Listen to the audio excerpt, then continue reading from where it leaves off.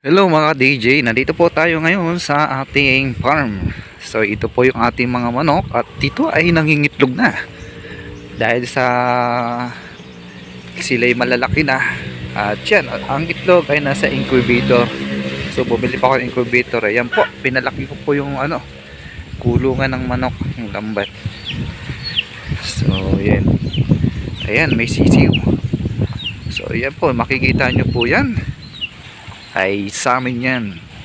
So yun mga kaibigan, so nandito po tayo ngayon at makikita po natin yung ating mangga, may bulaklak na.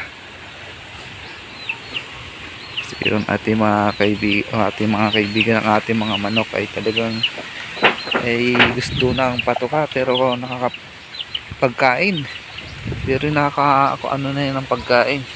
Ito naman ang ating mga dragon fruit. So yung mga dragon fruit natin po dito ay namumunga na. At talaga namang maraming bunga. Ngayon po ay hindi po tag season. Yan, wala po. Ang dami mga paninom na niyog. Talaga makikita po natin na maraming pananim.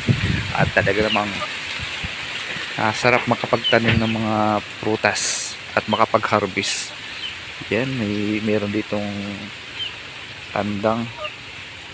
So yun nga po mga ka-DJ, so ngayon lang po ako nag-upload at maraming po salamat sa inyong pakikinig at sa inyong panonood. Maraming po salamat sa support nyo.